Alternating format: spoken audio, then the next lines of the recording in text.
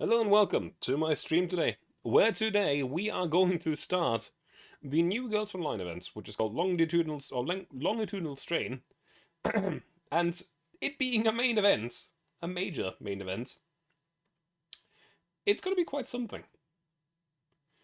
So, first of all, we have a very nice title screen, and I have no idea what awaits us, apart from a continuation of the story. Yeah. I am very excited for this. I've been waiting for the next major event for a while, so let me just quickly move myself to the correct spot, which is all the way to the right here, so I don't interfere with the dialogue.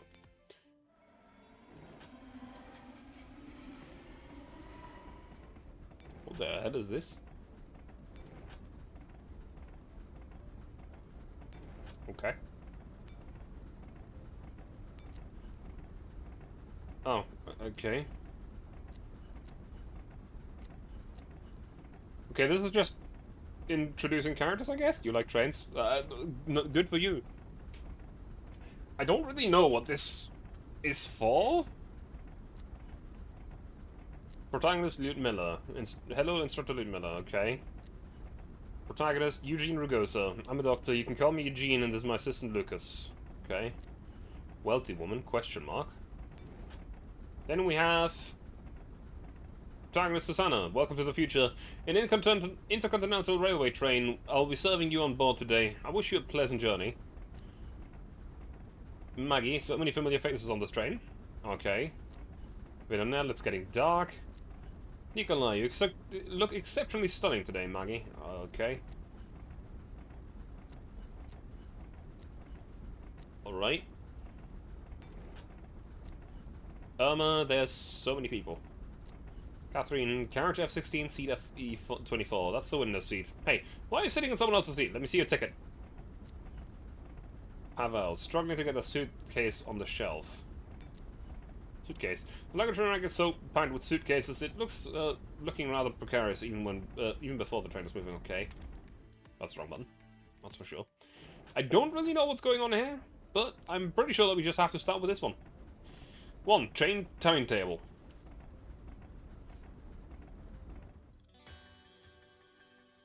This is a miracle that connects the Eurasian continent, spanning thousands of kilometers.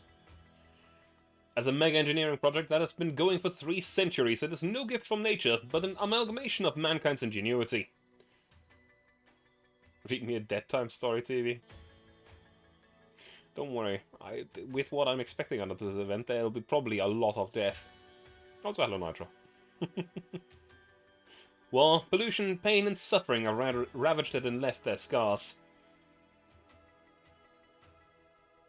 But the human race never gives up. As our crimson flag lights up this vast piece of land, it shall infuse it with new life.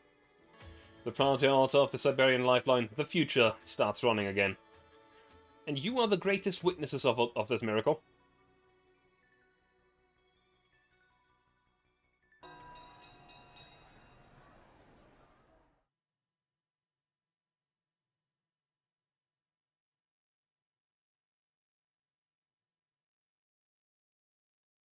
It's loading, I think.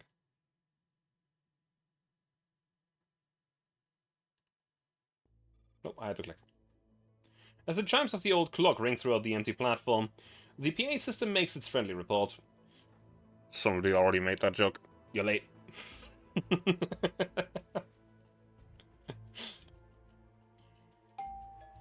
Attention all departments. Attention all departments. Service EN440 13M to Berlin will be arriving shortly on platform 6. Please prepare to receive the train. Good evening, dear passengers. The EN440 13M service to Berlin, the future, has arrived. As the friendly female voice drones on, a moving fortress steadily slows down at the platform. Once the train comes to a stop and the carriage door slides open with a pleasant sound, a group of law enforcement officers in uniform disembark from the train, followed by a doll stewardess. Standing by the door, the stewardess gives the officers a friendly smile. Thank you for your hard work. I will pass on the subsequent duty roster to the Bahnpolizei under the German Ministry of the Interior. Whatever, it's not like anyone will look at it. I'm heading off for some mead. Anyone with me? I'm coming. I'll pass. I have to catch the next train back to Moscow. I agreed to spend my son's birthday with him last month. Can't be late. Alright, off you go then. The team leader waves his hand and the group disbands. Then he turns back to the stewardess and offers some casual advice. Keep your eyes peeled before the crowds go on in Poznan and Susanna. There have been a lot of disturbances on the border lately. Understood. The stewardess named Susanna nods and watches the team leader take his leave. Meanwhile, her work has just begun. Carriage Effort 2, Intercontinental Railway Train, Future. The aroma of high-quality coffee permeates the air. Impeccably dressed passengers have settled into their own seats. There's barely any interaction between them. They all respect the unspoken rule of maintaining social distance. But this doesn't make the stewardess' job any easier. Sometimes uncommunicative passengers are particularly hard to deal with. Good evening and welcome aboard the Future. This modern high-speed intercontinental train is most definitely the best mode of transportation for traveling from Moscow to Berlin. I am your stewardess, Susanna. It is my pleasure to serve you on this journey. Is there anything I could help you with? In the aisle of the first-class carriage, the smartly dressed stewardess leans down to address a rich woman sitting in a wheelchair that is blocking the aisle. The old woman gives no response. She doesn't even look at Susanna. Still, Susanna can't wait all day. She can't just leave her blocking the aisle either. There are the passengers who will need to pass through, and she cannot afford to antagonize any one of them. Miss Valeria, may I move you to your seat at FO2A18? Get away from her. As Susanna tries to talk to the woman again, someone suddenly shouts at her angrily from behind. A large man shoves her aside as if she is the one blocking the aisle, and walks up to the wheelchaired woman while the other passengers watch on. Before Susanna can protest, the man suddenly bows and kisses the old woman's hand reverently. The old woman opens her eyes and gazes tenderly at the man. Thank you, Daniel.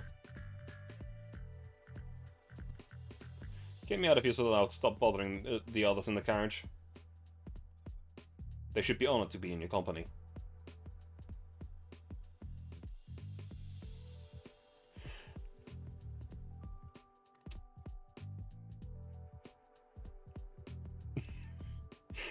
Nitro, fun fact! I know exactly what melody that goes with, but I've never heard that song. I've only heard a German parody song of it.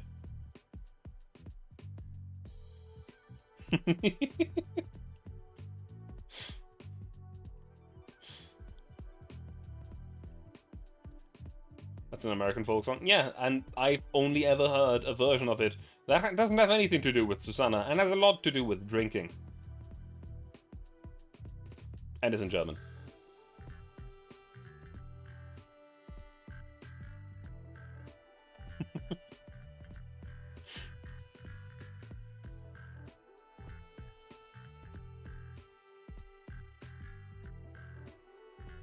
It is what it is. Susanna lets out a sigh of relief as she watches the big man push Miss Valeria to her seat. She mentally shakes herself and turns around, only to find someone else standing behind her. She immediately apologizes to the woman. She quickly pulls up the passenger's info card. Sorry to have kept you waiting, Instructor Liebmiller. No problem. I will hand you today's menu shortly. The woman known as Liebmiller checks her watch, then nods and heads down to and heads to a seat down the aisle. Susanna watches her as she walks away and can't help but grumble to herself. We're both dolls, but she gets to travel in the first-class carriage, while I can only pour wine for people. Such different fates. In the workroom in the first-class carriage, Susanna is busy preparing the passengers' red wine. Just then, an untimely call interrupts her. My dearest Susanna, it's your super bestie Maggie.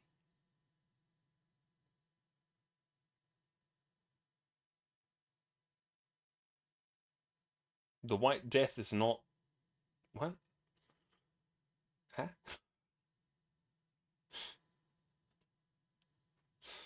The White Death was a dude called Seymour Haya.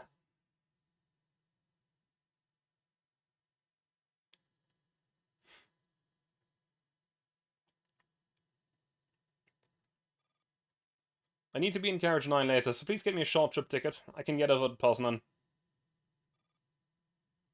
Maggie Ponzi, still not then. Don't worry, only the good die young. Won't be my turn anytime soon. You confused about what Ludmilla means. You probably have to ask, considering that it's probably a Russian name? I don't know. Carriage 9. Isn't that the dining carriage? You're making another deal, huh? I pity the unfortunate souls. My, whatever give you 30% of the profits this time? Fine, I won't say no to Sardis Gold. Are you using the same electronic info card? Yeah, just use the one I've been using. Someone will be taking me to Carriage 2 for a meeting later. Don't check my ticket. Susanna France and considers it. Got it. I'll be preparing dinner in the workroom for some time. The transmission ends.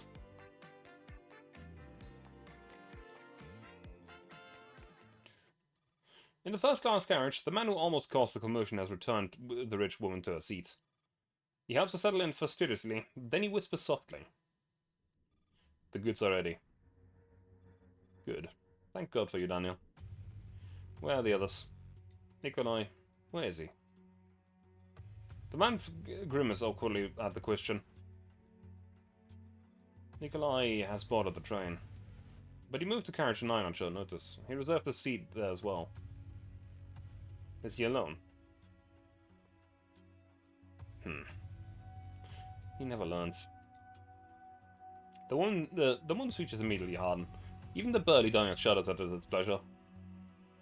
Summon him. Right away. As if afraid that the woman's wrath would spill over to him, the big man bows and scurries off. The carriage soon settles down. The passengers feel comfortable with walking about again, so nobody notices the two people entering from another carriage. A young man leads his companion up to the old woman. He sits down opposite her casually, like he knows the woman very well. His female companion stands to his side with her head lowered, looking very demure. I'm very sorry. I would have come and paid my respects to the woman I came aboard. But I was delayed by some other matters. Please don't misunderstand. I didn't mean any disrespect. The old woman gazes at him with narrowed eyes. She seems very displeased, but she remains silent. She does not so much glance at the female companion next to Nikolai. It's as if she didn't exist. Yes, it's the same guy. It's this guy with the same face, yes.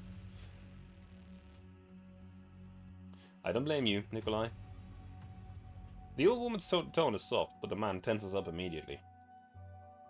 Of course, it was not my intention to slack off. Miss Tarius is a client that I've been in contact with, and it is my duty to convey a gratitude to you.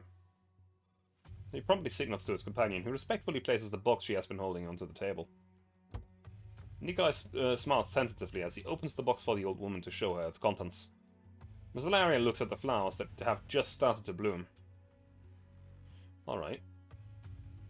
Nikolai continues cautiously. Maggie is working as Tarius' representative.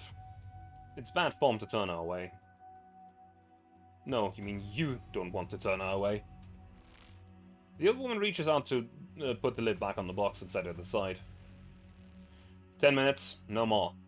I always get the ick whenever a certain woman appears before my eyes. The woman next to Nikolai tips her hat wordlessly. Miss Valeria still hasn't looked at her even after all this time. I understand. Now go. I need to rest. At that, Nikolai immediately takes his companion's hand and drags her off. It takes him less time to disappear from the old woman's view than to give her the box full of flowers.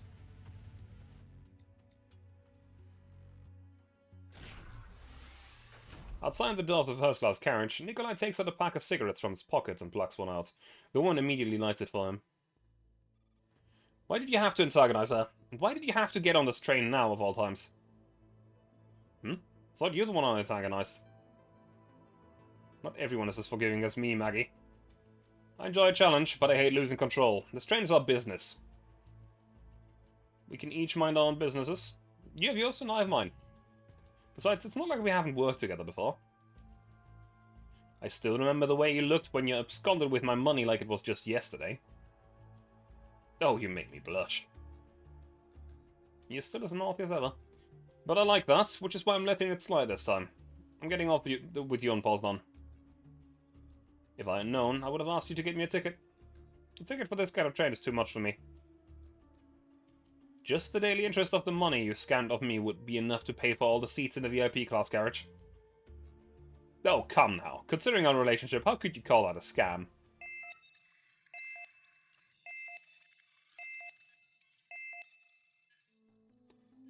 What's going on, Susanna? Who's Susanna? That's... Before Maggie can finish, the stewardess named Susanna comes over from the workroom with a metal tray in her hands. She shoots Maggie a slightly dirty look, but her face does a complete 180 the moment she turns to Nikolai. She offers him the metal tray reverently, beaming ear to ear. Mr. Nikolai, this is Miss Valeria's lunch. Oh, so you're Susanna. I am the stewardess on the service. If you need any help, please let me know at any time. I'm sure it will make Miss Valeria very happy if you take the lunch to her, Mr. Nikolai. You have a point. Nikolai nods. He gives Maggie one last look, then he takes the tray and returns to the first-class carriage. Maggie secretly sighs in relief, while Susanna rolls her eyes at her. You really are my bestie. Maggie gives Susanna a thumbs up, but Susanna only rolls her eyes harder. I don't have time for your nonsense. I've already reserved you a seat in the dining carriage. Don't forget my cut. You'd better make sure I'm happy. Of course.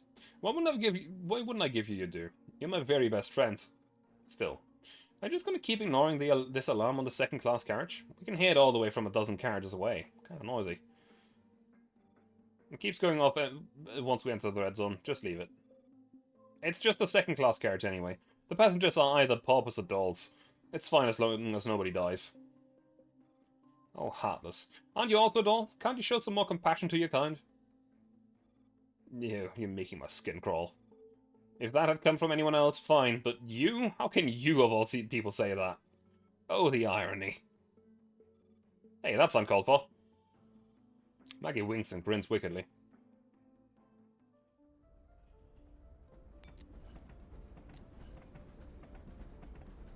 So... Okay.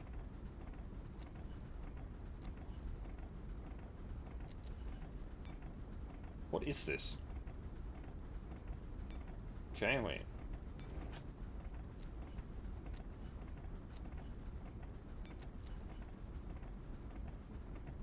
So that one actually has a button to click. That one's the ranking, I guess.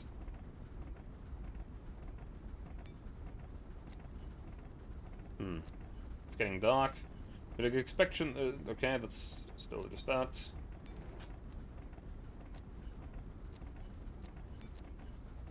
So, radiation alarm.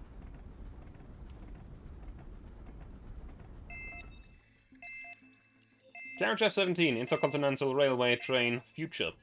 This event is weird. So far, it is. The shrill blare of an alarm echoes throughout the crowded carriage, plunging the already noisy crowd into further chaos. The entire carriage is illuminated by flashing red lights, and the alarm only makes the passengers complain that much more. Miss Catherine, all I did was put my luggage on the rack. Yep. Catherine is being tossed about by the flow of the crowd, and she reaches out in an effort to free herself. Miss Catherine, why does our car not have any stewardess? Huh, ask the cops. Miss Catherine, this alarm has been going off non-stop all this time. Miss Catherine. After being pushed around by the crowd and being constantly nagged, Catherine can take it no longer and erupts with a shout. Catherine's dead. Quit bothering me. God, you're such a pain in the ass. Irma, all I did was buy you a ticket. I didn't agree to be a full-time babysitter. The doll called Irma isn't much better off than Catherine right now. A petite frame means she's being squashed up against the wall by the pressure of the milling crowd. I just wanted to know if I'd caused the alarm to go off by stuffing my luggage onto the rack. If that was the case, is there anything I can do to fix it? Will I need to pay a fine or something? You're overthinking this. Don't bother paying it unless you're paying it to me. Emma tries to ask another question, but there's a turn up ahead and she is almost tossed to the ground and trampled. A pair of reliable arms extend from under her armpits. In the next moment, a tall figure's holding up little Irma while forcing them both away. If the crowd is like a great man-eating beast, then she has been snatched from its jaws by a figure of steel that is methodically working its way free of all obstacles in its path. This place is too cramped. You should be careful. Thank you. Miss Catherine, you should have told this girl what to expect on the train. This is clearly her first time on an intercontinental train. After lowering Irma to the ground, the scary-looking droid carefully puts his luggage down by his feet. Poor MP something. Worry about yourself, Mr. Pavel. Where does a tin can like you get off lecturing me? Also, you think you paid me a lot? That's just the train, the ticket price. It doesn't include the service charge. Pavel checks his head and continues speaking to Irma in a patient tone. You can hang on to my shoulders if you'd like. That would be more spacious.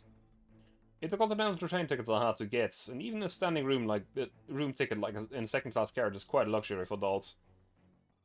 Pavel's voice is a little muffled, but he carefully shields the girl with his large frame and keeps the crush behind him away from her. Thank you, Mr. Pavel. My name's Irma. Irma gingerly grabs Pavel's arm, then uses it as a handhold to propel herself up his back. Immediately, she gains a much better view of this area from the high perch, though it looks like she's dangling off from his body. It's not a very comfortable position, but at the very least, she doesn't need to worry about being crushed in the sardine can of a carriage. Hey, help me up too! I can only carry so much weight. Never mind then. Hey, Pavel, put your luggage on the rack behind you. It's taking up so much space down here. Catherine tries to stand up on top of Pavel's suitcase, but he stops her. Let me do it. The alarm's still going off. It's been doing that since I put my stuff on the luggage rack. Don't worry, it's not your fault. We've entered the unregulated area. An unregulated area? What does that mean? There's a red zone between Warsaw and Poznan and the Soviet-German border. Once we enter it, the radiation intensity spikes and it's easy for the carriage sensors to generate false positive alerts. However, it's just an alert and there are purification devices on the train, so it should be alright. Also, the police have all gotten off the train, so nobody will mind. God damn it. Let's see. Thank you for explaining all this to me. It is a little loud, though. The volume is a bit too much for a child. Are you really treating her like a human kid just because she looks short?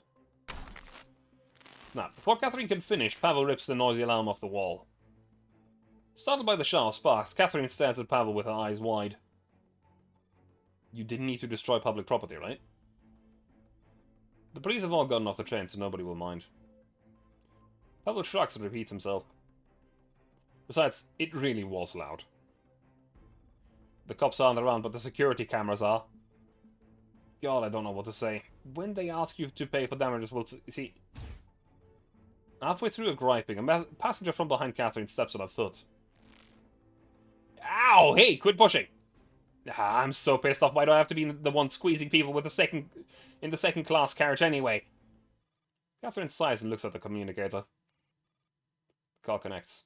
Perhaps it's because they've entered the red zone, or because reception in the second-class carriage is really bad. It's taken a very long time for Catherine to get the call through. The moment it connects, she starts complaining. Catherine? Hey, Maggie, why'd you have to get me a second-class ticket?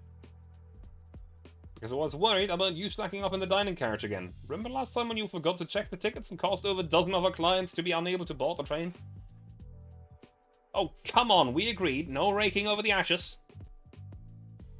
Have you confirmed the identities of all the adults boarding the train for this trip? Of course, they're squeezed up with me in carriage 17. If I'd known, I wouldn't have pulled them all in. On 17. When you get the tickets next time, make sure they're more evenly distributed. It's best to keep them on a short leash to make sure they can all board the Cold Express. This does concern our bodies for the rest of our lives, after all. Ah, relax. A loud voice suddenly cuts through the clamor of the carriage.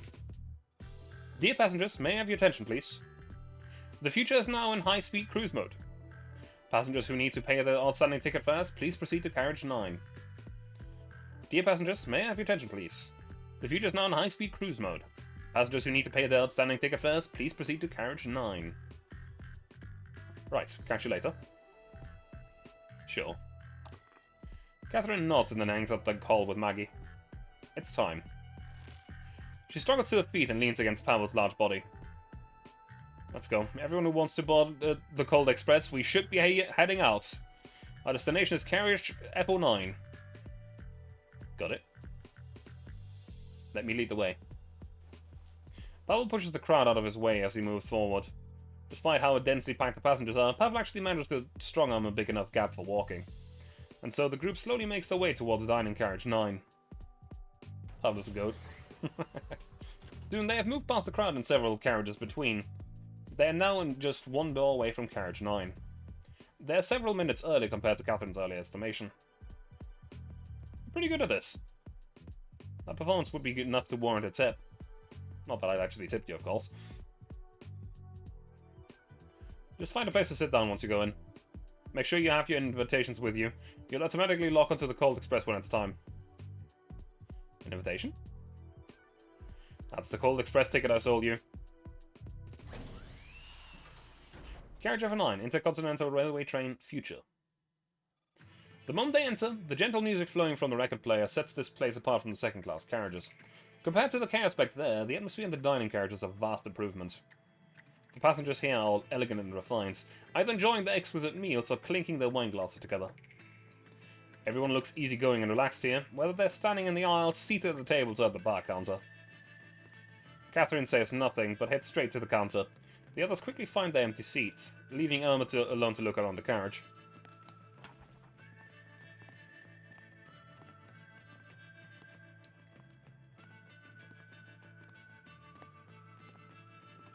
I need to think for a moment.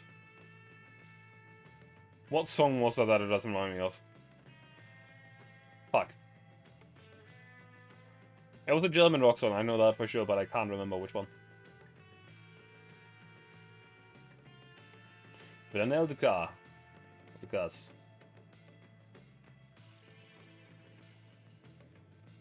I really like the song, though its melody isn't very familiar to me. We are honored by your praise. The truth is, we specially commissioned a renowned musician to create it just for us. Was I trying to think the song is honor? Possible. It was one of the big bands, I knew that much. I just couldn't quite put my finger on it.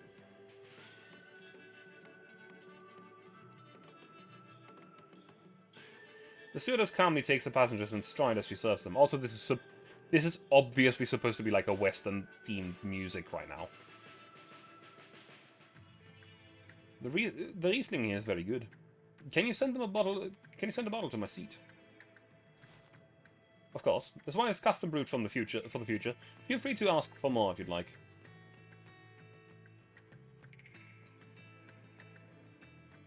I'll take 3 bottles then. Very well. After looking around, Emma points to the dinner of one of the passengers and discreetly gets the attention of the stewardess. Excuse me, I'd like what he's serving, please. Sorry, but that set meal is for autumn only and we've already sold out. Do you have anything to drink then? Go see for yourself at the bar. Emma finds this distinct difference in treatment to be quite strange. Meanwhile, Pavel has already found the table for 2 and is waving at her. Since it's close to the bar counter, she goes over and sits down without a word. Am I very different from other people? Why do you say that? It feels like the stewardess is treating me very differently from the others.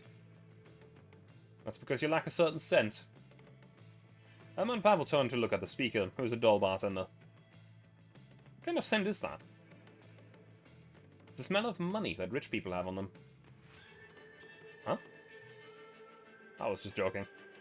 There aren't many passengers in the VIP and first-class carriages, so Susanna would have noted them all down. Therefore, anyone not on a list must be from second-class carriages. Does she need money that badly? Well, this does affect the grade of her new bodies. But yes, for dolls, serving the right people is really very important. They're going to have a cocktail party here soon. Do you have your invitations? And Pavel exchange glances. Then they take out a card that is roughly the size of a playing card. The bartender nods. Why don't you get yourself a drink? Someone usually pays for drinks around these times. Besides, what comes next might take a while. I am not equipped to process food and drink. Then what will you have, miss? What would you pick if you were me?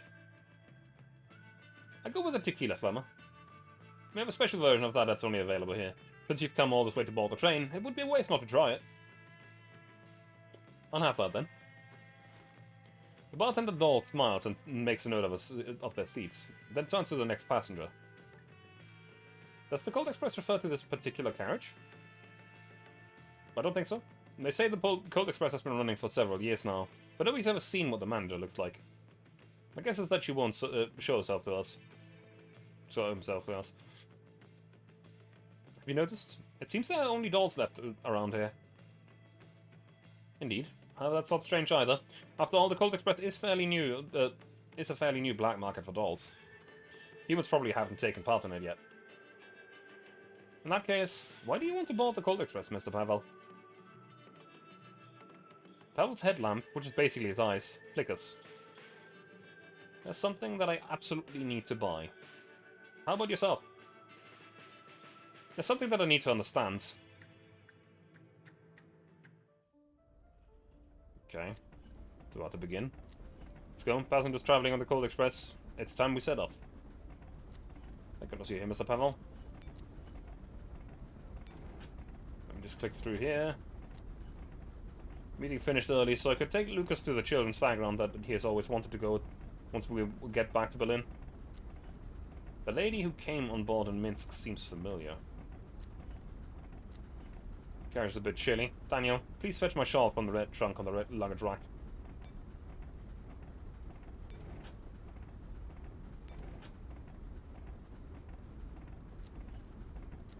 Why hasn't anyone thought of running a casino on the Intercontinental Railway?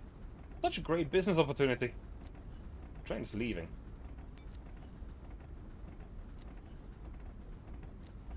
I see, now you're in this train. Scorpion T and Future exclusive, yes. Surprised none of the stories so far have taken place in the US. The entire story. No, here's the thing, Nitro. The problem with that is the place the story is set in. And that is very much a European powder keg. As usual.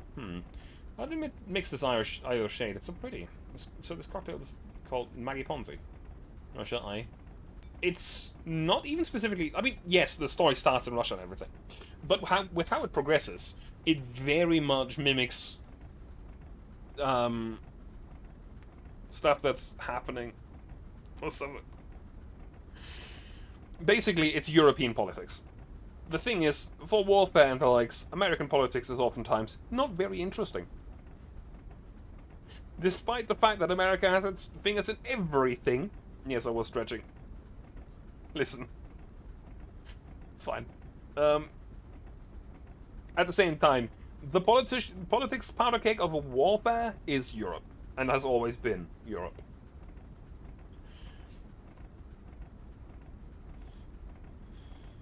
I should have more front-loaded.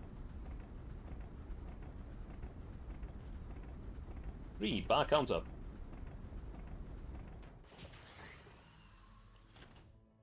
Everybody takes a clusterfuck on the back end. Carriage Ever 2, Intercontinental Railway Train Future. Susanna slowly pushes the cart down the aisle. She is serving all kinds of food and drinks to passengers who don't have either the time or the desire to visit a dining carriage. Instructor Liedmiller, what would you like? Wine or tea? There's also sandwiches on veal steaks. Instructor Liedmiller checks her watch, then she promptly gets to her feet. What kind of carriage is Depot 9? Carriage Ever 9 is the dining carriage of the service. It's also equipped with a bar. However, a tequila party is about to take place there, and those without invitation won't be able to access the carriage for the duration of the party. Which is why I've prepared some food and drinks beforehand. If you require anything special, you could hand me a list, and I will do my best to satisfy your needs. No thanks. Miller turns down Susanna's hospitality flatly and just walks away in the direction of carriage 9. As Susanna watches her leave, she suddenly comes to a realization. Let's see. She's also boarding the Cold Express. Looks like Maggie has caught a big fish this time. How much will a customer from the first-class carriage spend? Susanna thinks about the money that will shortly be hers and can't help but grin. But she immediately reverts back to a sweet customer service smile and proceeds to the next seat. Miss Valeria, here's the botrytized wine that you ordered. What the fuck is that word? Carriage of a line? Yes. Lieutenant Miller steps into the carriage and scans the space coolly. After a 2-second pause, she makes for an empty table and sits down. The table is very close to the bar. The music is a bit too loud, so most customers tend to stay away. But the perk of sitting at this table is having an unobstructed view of everyone in the entire carriage. The Miller looks down at the watch and silently counts down. 5 more seconds. She looks at the doll sitting right in front of the bar. As if sensing her gaze, the doll looks this way. 4, 3. After a sharp clink, the doll raises a glass up high. Amber-colored whiskey swirls in the glass, refracting the light. It's both brilliant and dazzling. 2. Tequila's on me tonight. The woman beams. Lieutenant Miller wonders if that was directed at her. 1, 0. Attention, dear passengers. The future has entered the tunnel. Attention, dear passengers. It's as if the train has entered a black hole. The light disappears in an instant, and the voice in the back broadcast gradually distorts and dissolves into white noise. The train is still whizzing through the tunnel. The darkness outside the windows persists. White mist starts rolling in from all directions and rising from under Lieutenant Miller's seat. Accompanied by the mist is the sound of some kind of creepy nursery rhyme. From beneath hell I gaze up at heaven. A crystal glass of tequila slammer reflects a soul in its truest form. Fox raises this glass of tequila slammer. Her heart and lungs are set aflame. Desires and deception intertwine. The devil exposes the angel's hypocrisy. The liquor cleanses the blood vessels. Here are 2 tequila slammers. 1 for Satan, and 1 for myself. That is weird. That doesn't... The voice slowly fades away, and the mist disperses. Rustle. A smear of light dispels the darkness. A gas lamp suddenly appears on the table in front of Lieutenant Miller. Its flickering flame illuminates a small area around it. I see. So this is the Colt Express, a level 2 neural space disguised as a steam locomotive. The intercontinental train has just exited the tunnel. Inside carriage 9 on the future, Lieutenant Miller picks up a glass of tequila. The surroundings remain exactly the same as before the train had entered the tunnel. Meanwhile, in the eerie antique carriage on board the Colt Express, a doll whose face is obscured is now sitting opposite her. So this is the Colt Express. This doesn't sound like the manager. You should at least answer me out of basic courtesy. Indeed. As the manager, shouldn't you be a bit more hospitable? First of all, you should confirm whether I am even the manager. Then you can ask why I'm not being hospitable. And finally, not all business owners are friendly. So why are you not hospitable? Don't make me repeat myself. All the more reason why I should explain this properly. You communicate to make yourself understood, not only when it suits you. You will lose out on a lot of business if you talk like this. Fortunately for you, I'm in a good mood right now. Miller takes a deep breath. Fortunately for you, I'm in a good mood. A sharp noise suddenly interrupts a conversation that is becoming increasingly nonsensical. Apologies, dear customers. A doll has appeared out of thin air. Lieutenant Miller's blow for us. Dear customers? Sorry to have kept you waiting. Allow me to introduce myself. I am the manager of the Colt Express. You can call me Queen of Hearts. Queen of Hearts. That's right. Miss Queen of Hearts snaps her fingers with a smile. Then she takes down a bottle of tequila from the cabinet behind her and pours up 3 glasses. I'm sure that 2 of you have already have a certain level of understanding of what the Colt Express offers. This is the most secure and trustworthy trading hub for dolls.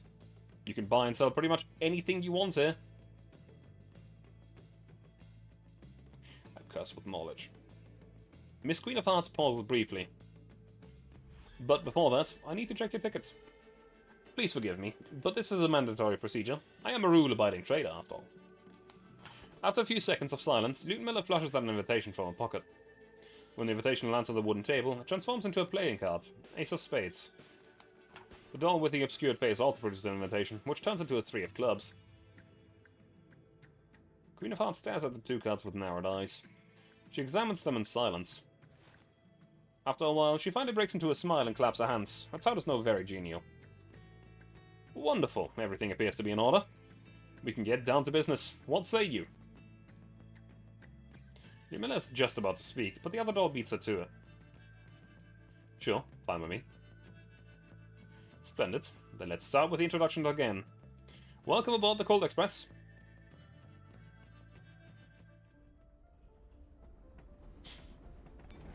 So there's a bit in every carriage now.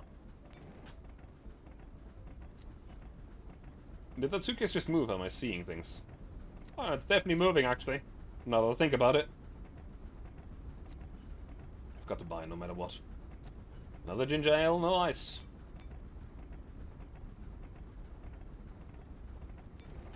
What's over here?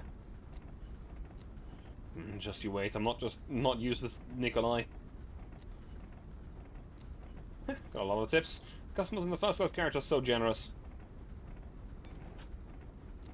10 minutes max. Also, next stop is Poznan. Still early. Rest up a little, Lucas. Let's go with Miller first. Is everyone here for the cocktail party? 3 Alpha 1. Waltz in A minor. State Sec Advanced Training Facility, near Soviet Union. In the surveillance room. Rectangular monitors take up an entire wall, but they are barely bright enough to illuminate the room. Each monitor shows a different CCTV feed. Through the feeds, multiple tactical teams can be seen carrying out their respective missions. Team A12 is exchanging fire with training target. Firepower stable. Damage at 28%, 1 casualty so far. Mission has a 41% chance of failure. One of the monitors emits a blinding red light. Team CO7 has encountered a trap and has gone around unresponsive. 4 casualties. Failure in carrying out the mission objective confirmed. Dispatching rescue team. A weak point has emerged from Team AO2's offensive. They are taking more casualties. The monsters on the wall start flashing red one after the other, overloading the warning system and sending the overseas into a panic frenzy. The auditor standing in the center of the room shakes his head as he watches the monitors flash red. That's the best they can do. Behind a man off to the side, another man standing in the corner keeps his eyes fixed on the monitor, seemingly oblivious to what the auditor just said. Monitor 3 in Zone B. Which team is that? The auditor directs his attention to that particular monitor. It's Team R, Chief. I don't know how you say that Russian R thing. Even as the men converse, the wall turns red at the speed of an avalanche. Team A4 has been wiped out, rescue party dispatched. Team CO1 has been wiped out, rescue party dispatched. Team BO6. As the disastrous situation unfolds, the auditor can't help but peek nervously at the man behind him, trying to discern his emotions. But the man pays him no mind. He slowly strides out from the shadow and stops next to the auditor. Maximize monitor BO3. Yes, sir. A handful of other teams are still hanging in there. Do we stop watching them? The outcome will become clear soon enough. With a sigh, the auditor nods at the overseer, who promptly operates the system. The small monitor immediately takes up the entire wall. At that moment, the feed just so happens to capture her face. Who is she? That's Instructor R. Training Ground 8, training facility. Instructor, infrared devices and gravity triggers confirmed. No abnormalities detected. Should we proceed? Negative. Execute protocol so-and-so. Acknowledged. The clear-cut command immediately removes the tension and unease that surfaces in the team for a brief moment. Deploying magnetic sensor. The sensor stopped working. Activate plan C. Looking glass. Understood. Prompted by a cue, the team members spread out efficiently and spring into action, each of them carrying out their assigned duty. All hidden traps are carefully neutralized, and their advance route is optimally planned. They're even avoiding unnecessary confrontations. By anyone's standards, their performance is practically perfect. However, in the surveillance room, Team BO3 has reached the target location. Test completed. Training results of 35 participating teams are all confirmed. Team BO3 is the only team to have completed the mission objective. They have taken no damage or casualties. 91.7% of traps eliminated. Confrontation avoidance at rate 57.2%. Suppressive fire grading. The auditor turns slightly and looks at the man next to him. Such results aren't exactly brilliant, but that's not the point of the team. The man ignores the auditor's probing gaze and walks straight up to the console.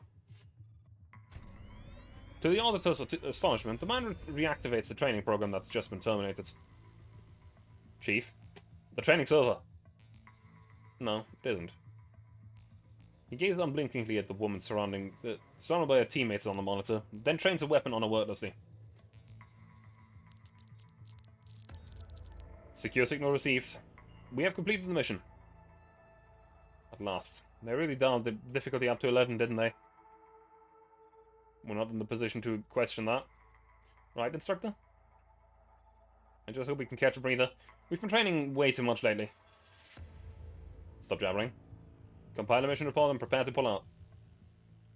Yes, ma'am. A505 turns on the training console to check the combat statistics. This is strange. How come they haven't sent in the numbers?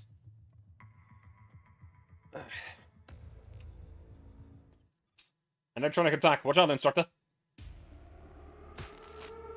OTS-44 lets out a sharp cry at the sudden onslaught, but it has already hit Instructor R.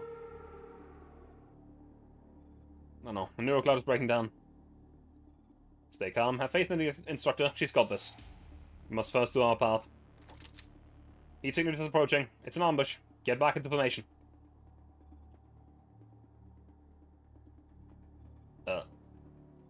Problem? No, of course not, Chief. It's just, there's never been a precedent of launching an attack within the safety zone. There aren't any safety zones on the real battlefield. I want to know what they will do when confronted with a truly unexpected emergency. But isn't this a bit too extreme? I will be the judge of that. Yes, sir. My apologies. Look at her. The overseer's exclamation draws the man's attention back to the monitor. The man raises an eyebrow. He seems rather surprised by what he's seeing. Instructor R. Training drones rushing from all directions quickly have Team R caught. The doll frame lying unresponsive on the ground suddenly starts moving. 3 wandering drones swivel in the direction of the small movement. Their barrels come to life again, raining bullets onto the ground and sending sparks flying. A Category 3 scenario. Instructor R kicks down one of the drones viciously, then raises a gun and shoots down the another with deadly accuracy. The remaining drone throws its downed comrade aside, but before it can react, Instructor R has already drawn close and shot it right through its core. Ignoring the alarm that's still going, Instructor R picks up another firearm on the ground. It's always like this every time I get dragged out. She dashes through the closing gate, all the while complaining on their breath at volume too low to be picked up.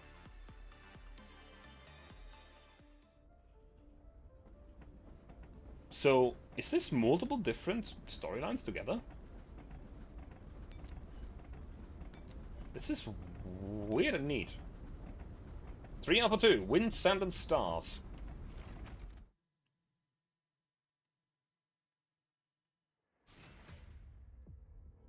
What do we have here? Combat summary. Eliminate all enemies on the map. If I go to a higher difficulty, what happens? Yeah, Nightmare's probably not what I want. Is this still a mission done by just 1 unit? Yep. It even looks like the exact same mission.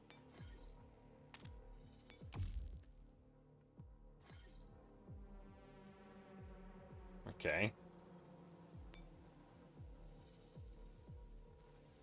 mode as your own dolls, but I clicked on it. It's... No, it's not, Nitro. It's not.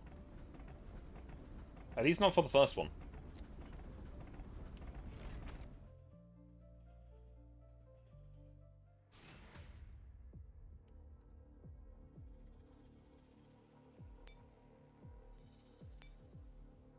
Let's capture the heliport, get ourselves an extra move.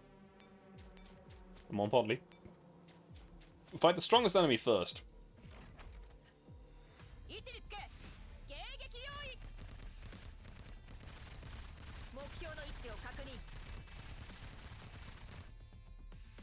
AR-18. I like that voice. It's very chill.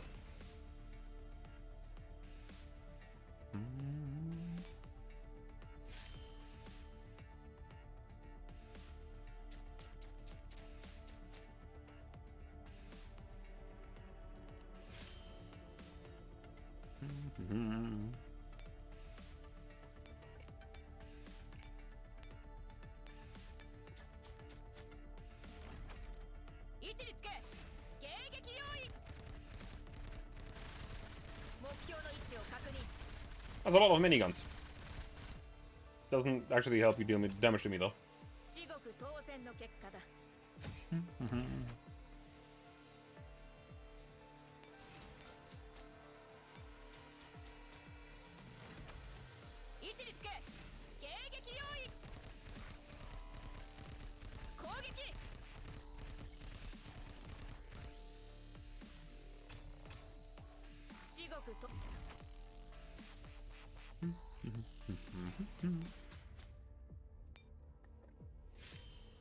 One bit of combat more.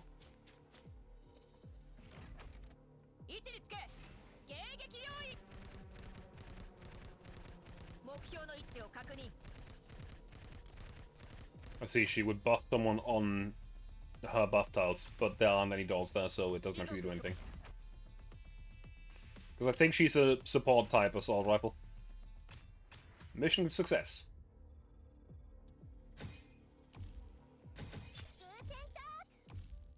That is a good mission to get the points, though.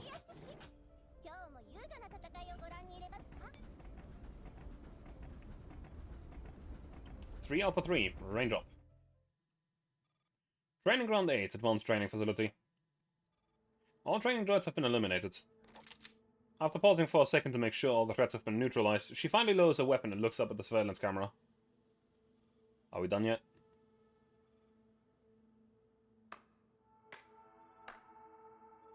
In the surveillance room, the man claps admiringly as he studies the resolute face of the monitor.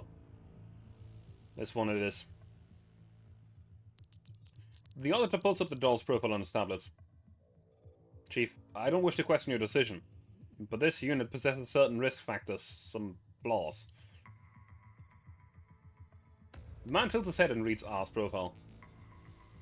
Occupation, Instructor of Advanced Combat Training Team R. Ratings nil. This unit possesses certain risk factors.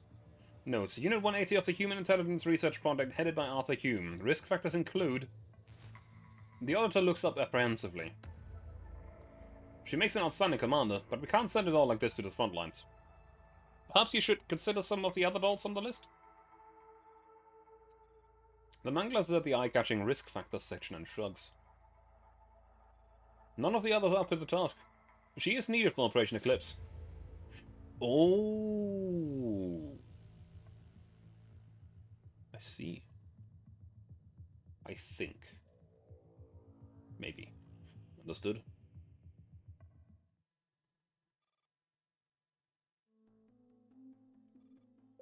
Doll Maintenance Center, Statesec, near Soviet Union. The door of the repair pod slowly opens. The engineer in charge of the maintenance is logging the repair data onto the system off to the side. Both your body and neurocloud have been optimized, Instructor R. Instructor R slowly sits up inside the repair pod. She inspects her own hands and her gaze lingering on her wristwatch. Thank you. I'll be off working on the other things then. After making sure there's no one else around, Instructor R sits down on a chair and fiddles with a timepiece. The hand starts ticking on the watch face. Is it done? As the watch ticks on rhythmically, the doll suddenly starts talking to thin air. You were too careless, Instructor R. I expected the training to be challenging, but I'll admit I did not anticipate the surprise attack at the end. The same doll is having a dialogue while speaking through the same mouth. Congratulations on securing your place in the operation. Even though you'll be taking part as a soldier and not an instructor. You already know about the mission? No, but I do have something to say about that. Let me participate in operation from start to finish. I don't want to swoop in at the last minute to save your ass like I did today. That has always been the plan. What? Combat performance is an extremely important factor when it comes to being selected for Operation Eclipse. As is the ability to maintain secrecy. You managed to pass the final test for one reason. I had the wrong tactical intel. But I didn't know that, so I passed. No wonder you were so confident about the selection process. Which is why this operation will only work on one prerequisite. I must handle all the planning. You don't need to take part in that, and you don't have to know anything about the mission. You simply have to obey my orders. How am I supposed to undertake the mission without knowing anything about it? I will give you a preset assignment. If we succeed in doing your part, you'll remain completely oblivious to the entire mission even as you perform your task. That will ensure absolute secrecy. I've got it. I've got to hand it to you, Instructor R. This is the only method that is truly failsafe. Fine. I have nothing against this arrangement as long as I get to take part. Great. Then one last question.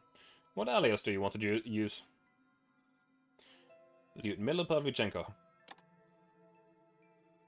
The ticking hand comes to a halt. The doll's demeanor also stops changing back and forth. Lyudmila. What a fitting name.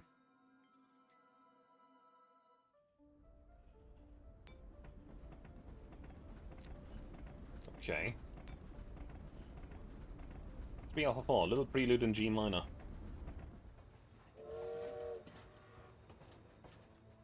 Belaruski railway station, Moscow, near Soviet Union. Instructor Lyudmila, here's your ticket. Please make sure you don't lose it. I wish you a pleasant journey. Thanks. Instructor R nods. She takes her ticket and drops it into a craft paper envelope she is holding. She double-checks her own carriage calmly, then as if arriving at a scheduled meetup, she taps her wristwatch. The hands start turning as Lyudmila slowly opens her eyes, her gaze still lingering on the watch. She flicks her wrist gently and pulls the sleeve over the wristwatch, then her eyes fall on the paper envelope in her hand. After taking stock of her surroundings, she gives her sleeve another tug and slips quietly into the crowd.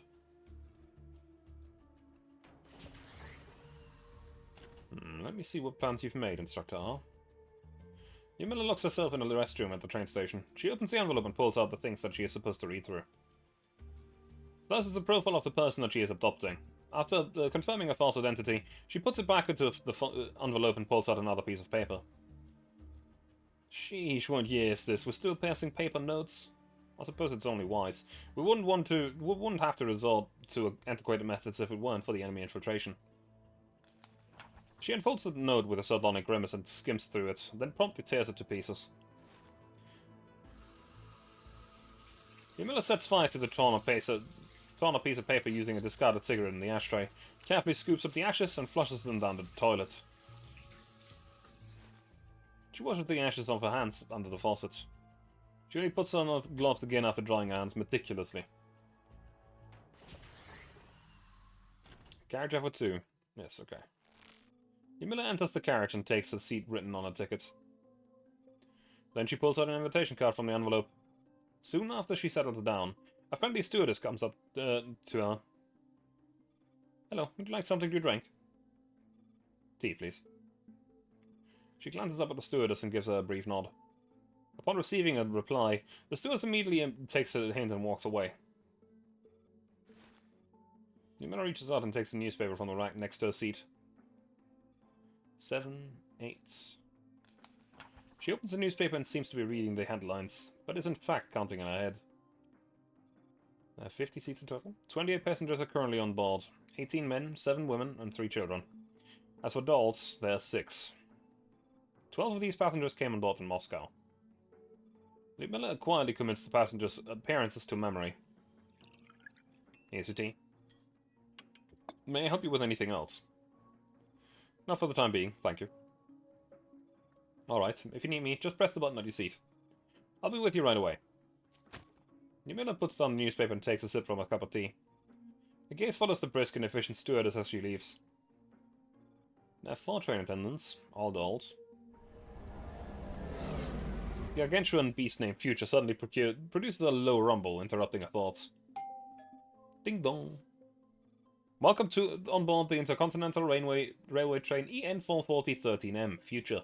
This train is about to depart. For your personal safety, please keep your seatbelt fastened while the train is in motion. Thank you for your cooperation.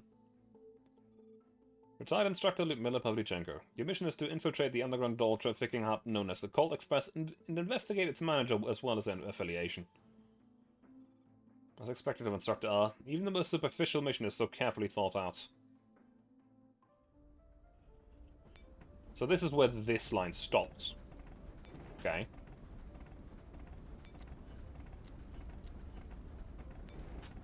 Let's do Irma next. Actually, no. Let's go in line. And do Maggie. 3 Beta 1. Jean takes a drink. Late at night, Jean's bar, Moscow. Boisterous underground rap fills the entire hall. The barkeeper joins in on the lively conversations around him as he meticulously portions wine glasses. The feet of sexy woman dancing that is playing on the hanging screen suddenly glows blurry and distorted. Then completely dissolves into static. The customers boo and voice their discontent, but the barkeeper simply smirks to himself. Maggie, it's been a while. A woman has appeared out of nowhere. She sits down at the bar counter and seems completely at home. If you keep toying with my screen, you'll end up killing it for good.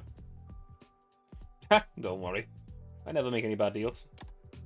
Maggie taps the signal gem on her waist with a finger, and the sexy lady resumed the dirty dancing on the screen. You know the drill. Same place, same order. Alright. Maggie walks over to an inconspicuous corner and waits for a drink. The barkeeper soon serves up a shot of tequila in a small plate with salt and lemon slices. Thanks. Maggie places a pinch of salt on the crook of the left thumb, then she picks up the delicate shot glass with her right thumb and index finger, together with a slice of lemon between her middle and ring finger. After licking the salt, she knocks back the tequila. Ah, fantastic. Maggie lets out the long sigh, then slumps into the table head first. The barkeeper keeps polishing his wine glasses while the other customers keep chattering loudly about nothing in particular. Nobody pays any attention to the dog getting drunk here. After all, this is a bar. Places have no shortages of drunkards. Colt Express inside Maggie's neural space. Gas lights, oil paintings, a wooden table. This place is practically perfect recreation of a Western locomotive for the last century. Even the view outside the window shows a savanna at night stretching as far as the eye can see. If there were any real cowboys left, they would feel right at home on this Colt Express. That's right. It's even named after the most beloved revolver of all cowboys. Something seems to be missing. Maggie snaps her fingers and a glass of whiskey appears on the table as an aperitif. Now we're talking. Let's get to work, Catherine. Quimby. Hold on, Maggie. Where do you leave your body? At that bar? Yeah, there's so much to do, I couldn't wait for you to get here. You may be a regular at the bar, but that doesn't feel very safe leaving your body unguarded. Stop fretting. The barkeeper won't let anyone drive me off. I know you can be trusted, but... But what? Who are you to question my security awareness? My body has gone missing on your watch at least 3 times. Hey, we agreed. No raking over the ashes. Where's Quimby? I'm ready, mistress. Transaction data have been refreshed. How long will it take to convert all the credits into Sardis gold? Gold is a very popular commodity these days. I suppose everyone is sick of having every single transaction logged by the credit system. I just ran through some calculations. It will take 15 working days to convert all the credits, especially those from the stocks and real estate. Right, starting from today, all funds invested in tequila and manufacturing can only be traded in cash. No problem. Next up is the latest ledger. Let me see. How many digits is this? Maggie, we're absolutely loaded. Don't get ahead of yourself. The money is only ours after it's completely transferred to a personal account. Don't give me you don't give me bonus in advance, and now you don't even let me celebrate it ahead of time? Well, let me give you even more good news. Someone keeps paying us big money. While we've been chattering away, private solicitor working on for an aristocratic family just contacted me. You're a genius for coming up with this idea. I can take credit for the idea. Somebody like reading up on history. Give me one moment, please. Need to quickly do something.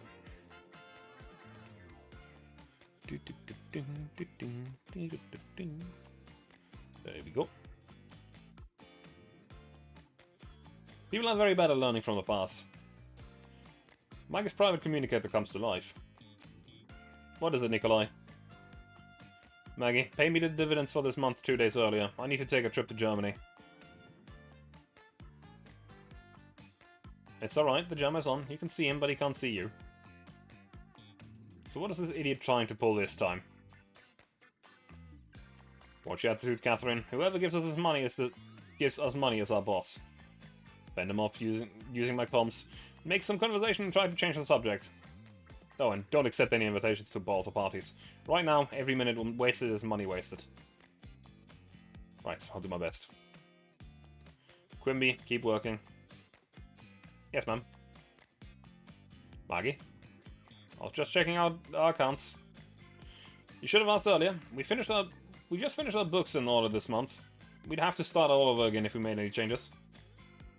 Then just shift some funds from someone else. It's an emergency. But we've already invested everything on hand.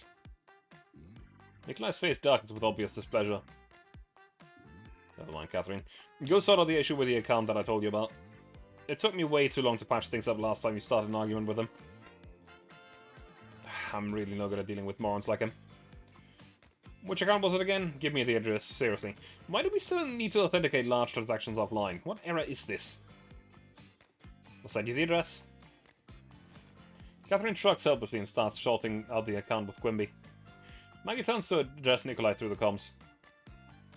As you know, your affairs are always a priority here. But setting the accounts took a great deal of effort this time. It would be a massive headache if we had to start from scratch. How about this? I'll transfer 200 shares in the venture capital company that you've got your eyes on to your name. Think of it as a subsequent investment. Thank you for the suggestion, but I urgently need the cash right now. Do you mind telling me why the urgency? Let me see if I can come up with some other alternatives. I need to set up a new branch in Germany. Congratulations! Speaking of Germany. I've got an idea. I'll transfer part of the gold stocks from Germany to you. That way you won't need to worry about the exchange rate when you cash it out over there. Fine. Then I'll be waiting for the transfer. This is the account I'm using. I'll send you the details. Take a look. Catherine, get on it. Okay. Catherine starts typing away at her console, but then she freezes and looks up.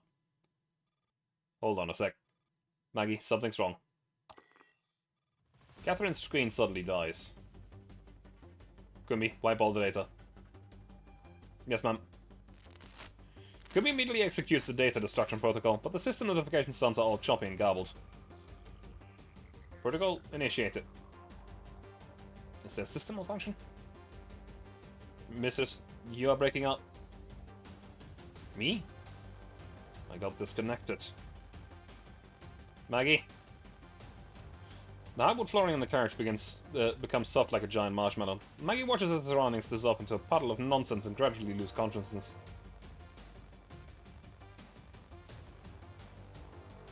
Maggie opens her eyes and finds herself slumped over a table in the corner of the bar. She can clearly see a cold metal object, sense a cold metal object pressed against the back of her head. Maggie. Maggie looks up and sees the barkeeper, who currently has his arms in the air, is being held hostage by a few armed goons. What's going on? A self-important man strolls casually behind the bar counter. He picks up a transparent shot glass and pours himself a vodka. Allow me to explain. Maggie, Baba Yuga sends her regards. Maggie tilts her head and spots the tattoos on the man's arm. In fact, every inch of exposed skin on the man's body, not just his arm, is covered in tattoos. A myriad of skulls, the stars on his knees, the smoky man with a scar. What is he? That's a name. Cold liquor pours from above and splashes onto Maggie's face. The thief in law watches as the vodka flows out of the bottle in his hands with amusement. When the bottle is empty, he holds it straight at the barkeeper. I don't believe I've made your acquaintance. Nikolai Vasilichev. I gather you know that name? He's my client, nothing more. So transferring your client's personal assets is your way of doing business. The boar leans forward with a friendly smile. Slam, then he grabs a wine bottle and breaks it over Maggie's head. Burgundy wine mixes with Maggie's blood and drips down her face, but she retains her alluring smile. Since it's the first time you're doing business with me, there are a few things that you may not be aware of. The coin suddenly flicked out of Maggie's hand. There's only one rule in my shop. No credit. Snap, the dimly lit bars plunged into utter darkness. Catch that bitch, don't let her get away.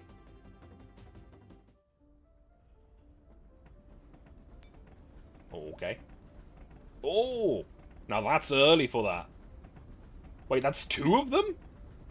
Whoa. For the normal difficulty?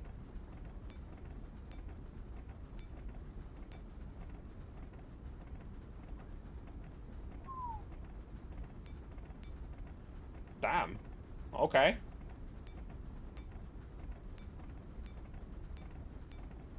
Alright then. That's a pretty good reward right there.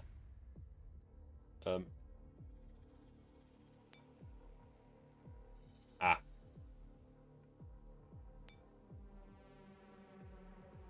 I don't know why my camera was zoomed all the way to the shadow realm, but hey.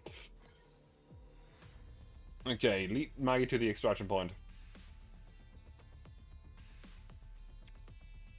Okay, we need to hit an elevator. Some enemies in the stage can move multiple times in a turn. The number of small figures on the buff icon on the unit indicates the number of additional moves this unit can make in a turn. Make sure you strategize accordingly. Okay, so basically, what it's telling me is that this guy right here can move twice per turn. But this guy cannot. Where are you alerted to? Actually, I should be able to just make it. Okay. Yes, what is it?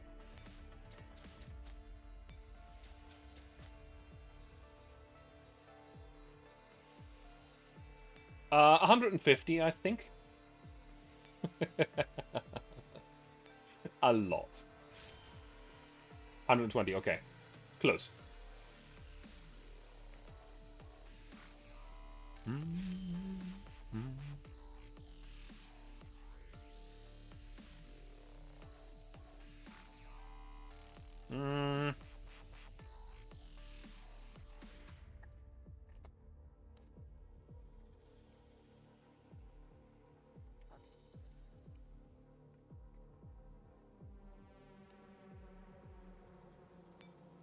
Okay.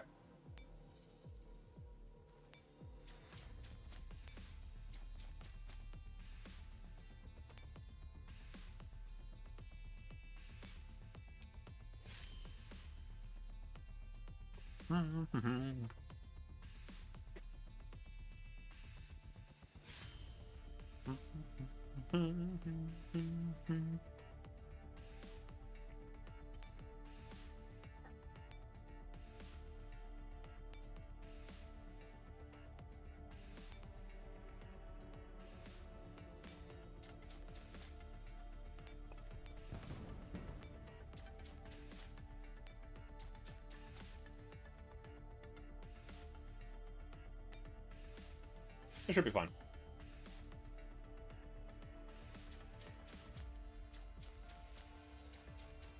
Oh, I misunderstood. Whoops.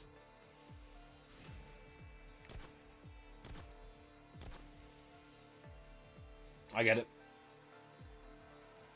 I understand, and my approach was right, I just used the fireworks in the wrong spot.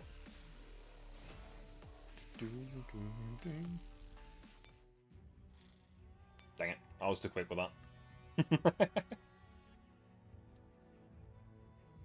But yeah, I have seen that the event is big. It is a major event. And major events are oftentimes very, very long.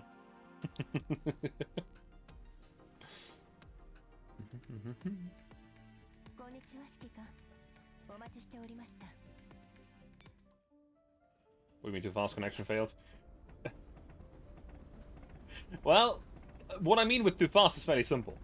The reason the connection failed is I clicked restart battle in the exact moment the game was failing the mission. So it was trying to do two things at once and just kind of bleh. Died. Yep, I already know what I need to do. My approach was good. I just put the fireworks in the wrong spot.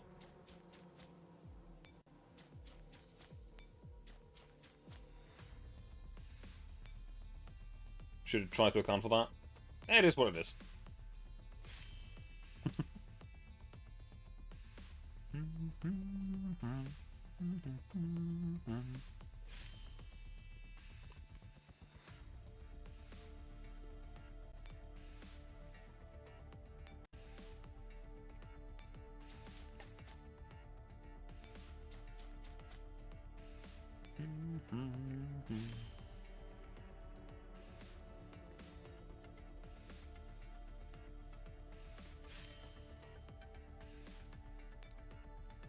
Don't launch the fireworks. I still need those.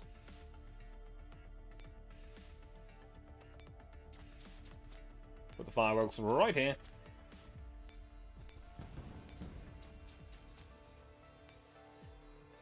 Making that node entirely inaccessible, so that guy should not be able to reach me.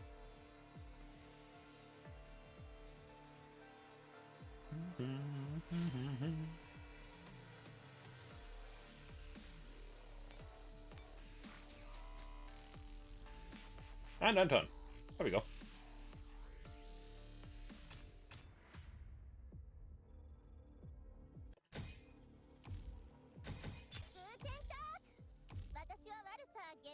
Very good.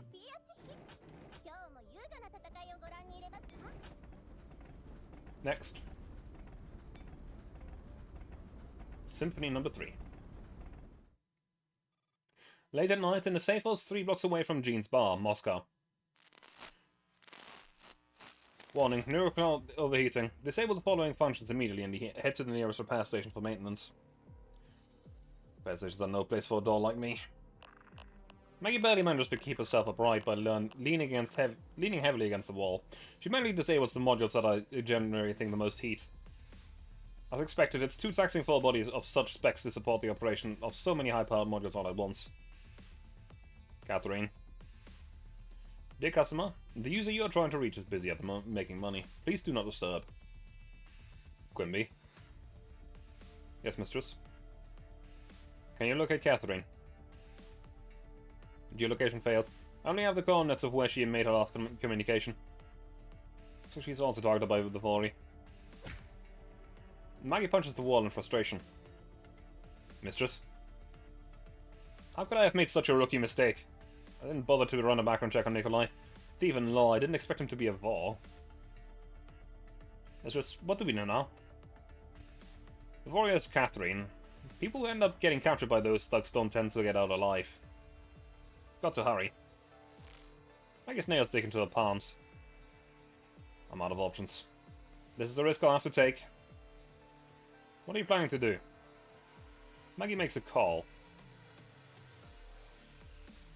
Hey, I'm taking the anonymous case you told me about. Maggie, I told you, all of the dolls who took the case disappeared. I thought you had enough self-preservation instinct to stay clear of this mess. Ha! Certainly have self-preservation instinct. I made the decision because I wanted to preserve myself. I'm betting on my ability to handle the case. Fine. I'm just a middleman with a small profit margin after all. I have a request that I'd like to relay to the client for me. A request before you've officially signed the deal? You've got some nerve. I need personal protection. You must be in quite a pickle. Alright, I'll relay your request. Good luck, Maggie. I have faith in my luck, and my betting sense. Late at night, in the basement of Vorovi Zakonale, Moscow. Meanwhile, Catherine's body is sealed in concrete from the neck down. Her comms are completely jammed. There's no way of contacting Maggie. All she can do is sigh in the empty basement. Water drips from the damp corner of the dark and oppressive ceiling. Huh. I experience a sense of deja vu. This looks like a lot like the place I saw when I first opened my eyes after I came out of the factory. A drop of water lands on her forehead. Don't tell me this will be the last thing before I die. It's kind of poetic, I suppose. Catherine chuckles derisively. I hope Maggie got away. Then there's still some hope for me. The 80 backups I've made, that battle had not be in vain. A bout of boisterous laughter suddenly comes down from above, causing dust to flake from off the fragile ceiling. Catherine shudders. The violent blows that she had taken earlier were accompanied by such sickening laughter as well. Maggie, I may not see you again. She can't help thinking pessimistically. Even if Maggie hands over all the funds, the Vonnie may still just kill them both. These are thieves in law. They have enough weapons to pulverize them 1,000 times over. There's so many things I still want to do. Going to buy the electronic kitty that I had my eyes on for a really long time after we finished this job. The basement door opens. Heavy footsteps follow. They probably belong to a large and muscular adult male. Catherine can almost feel the heart in her throat. Did they get Maggie too? Are they gonna interrogate me about Maggie's whereabouts because she got away? The burly tattooed man towers silently over Catherine. His presence alone is extremely intimidating. You won't get anything out of me. The more frightened Catherine is, the more bravado she has. Words can sometimes be a source of strength. You nasty thieves. What are you people by virtue of your numbers? If you're so tough, release me and find me one-on-one. The Vor bends down and stares at Catherine with her small beady eyes. Catherine's neural cloud almost crashes from sheer terror. The Vor lifts the drum containing Catherine and makes for the stairs. Is this the gacha game or the FPS version of the game? There is, at the moment, only one version of the game. Also, hello, Jimmy. Jimmy the Great. I know that there's a beta for Frontline 2, but this is just an event. Well, just a major event for the main game that is currently still running on the well, in the end. So this is Frontline 1, if you say so. So this is the strategy game, not the shooter thing. But to be fair, it's not really a shooter either. There isn't really an FPS version of the game at all. Yeah, it will be an XCOM thing. Like a round-based... It's still a turn-based strategy, just very different from GFL 1.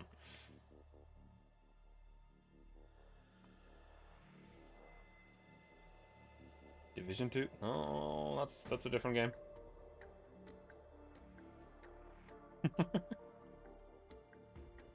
That's a different game entirely. Crap.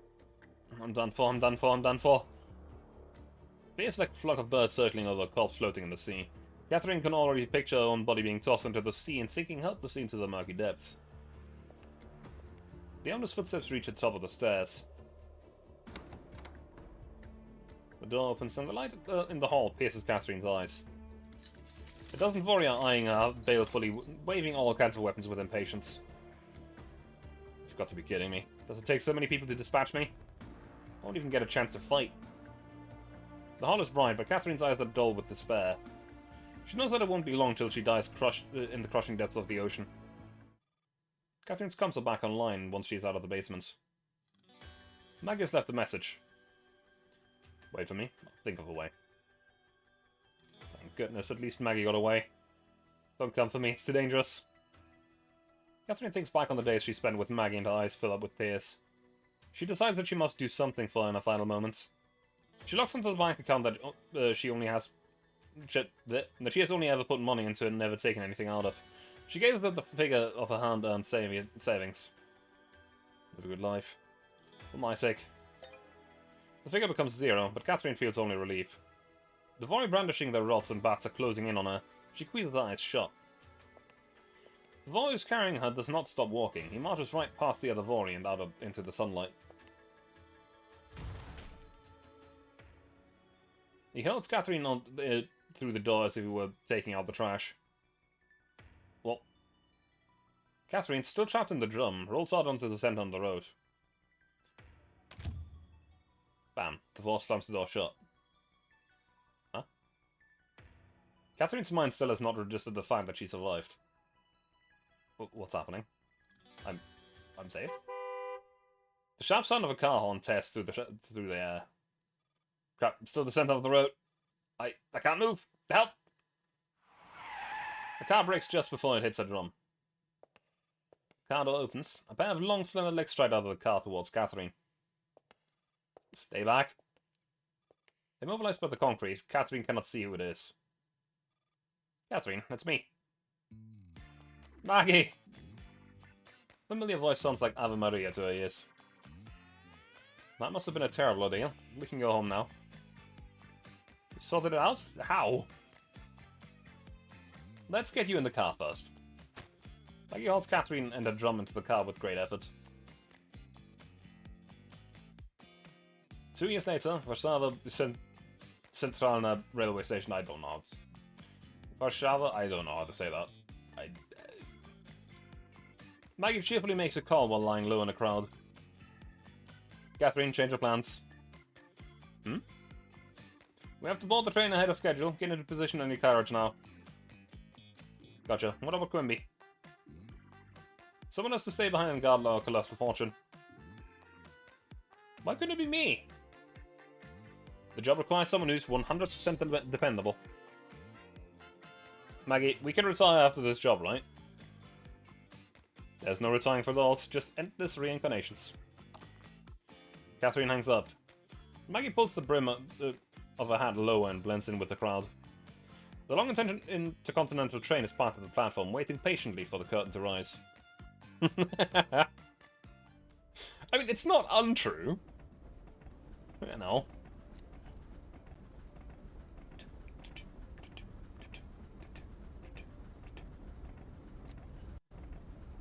Still not quite sure what this... I mean, it's definitely ranking, but... yeah. Next. 3 Gamma. Meditation from... that's some funky letters. At the doll exhibit in St. Petersburg. Sunlight streams in through the massive French windows, reflecting off the pure white floor and walls with gentle radiance. The human visitors wander from booth to booth, oohing and eyeing over the dolls within. French is a weird language, it is. A doll opens her eyes and follows the sound of a spirited discussion back to its source. A girl is eagerly swinging a tennis racket not far from her. The ball is like an obedient machine, rebounding off the wall after each strike to arrive precisely in front of her again. Upon noticing someone is approaching her booth, she reluctantly looks away. Then, following her programmed routine, she looks into a mirror and starts brushing her hair. Mummy, she looks like a dolly. What model is this? Congratulations on your fine taste. This is the latest model of the second generation doll, the Q1A MX. Is the Q1A MX me? A mother and daughter walk over hand in hand. The fresh-faced girl stands on her tiptoes and leans over the velvet rope, trying to touch the doll in the exhibit platform. The manager shows up in time and kindly pulls the rope away, allowing the girl and her mother to observe it from up close. The girl's innocent eyes sparkle as she gazes at the Q1MX, and her soft hands carefully caress her skin. The Q1MX turns and smiles at the girl. Naturally, this too is a programmed behavior. Greetings, lovely ladies. Allow me to introduce this model's features. It's equipped with a military-spec communications module, allowing it to broadcast a signal that can be clearly perceived even in contaminated zones where signal impedance is strong. That way, you won't have to worry about your child running off into a place where GPS won't get reception. I mean, that's so cool. I'm looking for a playmate for my daughter, not an adventure assistant. It's so noisy. The Q1A-MX can't help but activate a sensory filter. Of course, in addition to precise geolocation, she's also an excellent learning partner. Q1A-MX's NeuroCloud is very special. Unlike other dolls, which require custom-made support modules, its internal learning modules can directly compile a custom-made learning plan for your daughter, based on the data. In addition, it can sync its growth to your daughter's development, constantly changing to match her. Thus, it is ideal as a playmate. Sounds like a neurocloud will be developed constantly and might end up becoming something else in the future. Yes, but there's no need to worry. We can provide neurocloud recalibration services at any time. If its recent changes displease you, you can bring it in and we will help you restore to a point where you were most satisfied. Q1AMX has a standard smile on her face, but the thoughts have long since drifted away. Who am I? She can't help but raise her arm to shade her eyes from the mildly dazzling sunlight. Through peripheral vision, she can see that the sunlight is shining into the hall through windows, dyeing the marble floor a warm yellow. It looks like butter spread into a long, thin coat with a knife. Just then, her sleeve slides down and the sunlight illuminates her arm, revealing a band of densely packed encrypted text that looks like jewelry. She selects the simplest characters and searches for them in her neurocloud. Commencing search. Irma. Irma? Loading. Loading. The summer garden is unlocked. Do you wish to proceed? Yes or no? Yes. At the summer garden. It is also a warm afternoon here. The sunlight shines past the sunflowers beyond the French windows and into the living room. She stretches from where she's sitting at a wooden table. She pulls her gaze back to look at the tray in front of her, which holds a cup of coffee. What should I be doing? The wind blows through the long arched gate greenway. There seems to be a marble statue at its end. The statue looks like a goddess. I'll go take a look. I wonder where it is. She ventures forth, walking slowly through the greenway. When she arrives at its end, it's just as she is about to see the marble goddess's face. An alarm rings, followed by a human voice. Irma, is my coffee ready yet? What should I be saying? Am I supposed to be serving someone coffee? As she's lost in confusion, fine sand particles start pouring out of the sky and into her shoulders, and onto the deep black coffee. She hastily tries to cover the coffee cup with her hand, but immediately after that, even the floor of the room begins to tilt. It's as though she's standing in the bottom half of an hourglass, with all the sand in the world raining down on her. What's going on? She falls down and starts sliding in the direction where the world is tilting. In a blurry vision, an indistinct figure approaches her. Irma, come back. I'll be waiting for you here. She tries to grab hold of that figure. Let go! What are you doing? Release her! A bolt of pain courses up through her arm as she reflexively loosens her grip. Owie, mummy, it hurts. How could I possibly buy a doll like this when it malfunctions at an exhibition? Where's your supervisor? I want to file a complaint. My sincerest apologies, madam. That was truly an accident. We will perform a complete investigation afterwards. It is then that she realizes that she is gripping the girl's arm like she gripped a cup of coffee. Coffee? Who was that indistinct figure anyway? Who's Irma, for that matter? Is it my name? Registration of Irma is complete. Identity has been verified. Binding privileges have been unlocked. Lay access is now open. I am Irma. Once again, I'm truly sorry for any inconvenience this has caused. If it pleases you, feel free to peruse the other exhibition booths. Ah yes, here's a discount voucher. Valid for any doll you decide to purchase today. Please forgive us. The manager frowns over the still fuming woman as she escorts her away. When he returns, his mask behind his accommodation instantly splinters. He drags Irma off a bench and back into a glass display case. Garbage doll, I'll send you in for servicing if you ruin my sales pitch again. Bang, the door of the display case slams shut in front of her. It's like a force field, dampening the noise of the outside world. Irma gently places her hands on the glass, feeling the coolness gradually spread from her fingertips. Neurocloud data purged 1,598 times. Whoa. Okay. Neurocloud rebooted 2,035 times. 15.9% of Neurocloud space unlocked. Sync rate with remaining memories is 12.8%. This is a familiar room. It seems to be somebody's study. Come here, Irma. This is the stork, a graceful waterfowl. It builds its nest in high trees and feeds in regions of shallow water with low vegetation. I remember. They're already extinct. Oh yes, many animals went extinct after that disaster. All that's left behind are specimens. This is a specimen of a stork chick. Is it dead? Yes, this bird died of radiation poisoning before it was made into a specimen. Then, will you die too? All men must die. Someday in the future, I too shall die. The indistinct figure reaches out to pat her head. Every human lives but once, and their souls descend on a journey towards the death. Just like sand in an hourglass flowing from one end to another. What about me? Will I die? You're my daughter, my undying daughter. As long as you live, then so will I. What about my soul? Emma clutches at a neurocloud and pain. The study tilts to one side and the walls begin to disintegrate. The stock specimen falls from her lap and hits the ground, where it becomes a pile of sand. Have you really lost your memories, Irma? I'm sorry. No, you couldn't have lost your memories.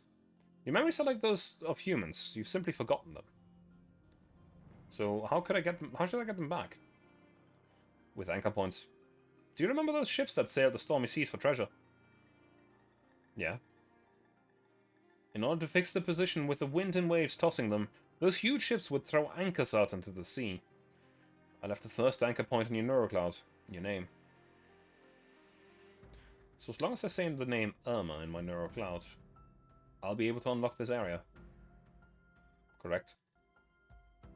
What about my other memories? You'll have to recover them yourself. The voice drifts further away until it's almost inaudible. I'm sorry, but the issues with your neurocloud cannot be fixed.